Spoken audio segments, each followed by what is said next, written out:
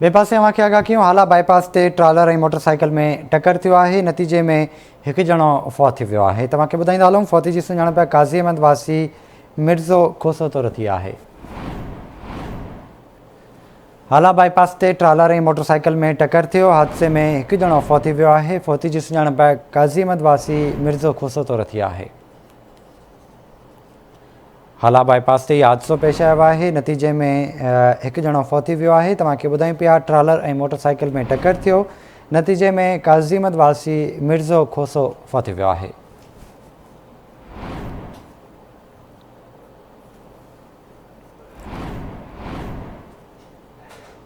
राब्तो कयो आहे हाला में नदीम मंगरियो सां। नदीम आगाह कजो हादसे बाबति। जी बिल्कुल ही हाला बाईपास ते क़ौमी शाहरा ते अफ़सोसनाक वाक़ियो पेश आयो है। मोटरसाइकिल ट्रालर विच में जो खौफनाक टक्कर थियो है। टक्कर के नतीजे में काज़ी अहमद जो रहवासी है ॻोठ अली मोहम्मद खोसो जो रहवासी मिर्ज़ो वलद ख़ैर मोहम्मद खोसो जो की बात जे उते मौके ते पहुची संदसि मड़ के जो लाश के चलका अस्पताल हाल आंदो वई जिते संदसि शीशे में कल सनाजी कार्ड में बंद सुञाणप जेका कई वई। हादसे पर जो ट्रालर ड्राइवर जो मौके तां फरार थी विया है। ट्रालर के जो हाला पुलिस कई तहवील में वठी विया है। फौती जो इलाज ज़रूरी कार्रवाई वारसन वारे कयो। ठीकु आहे नदीम, वॾी महिरबानी अवां जी तफ़सील खां करण लाइ।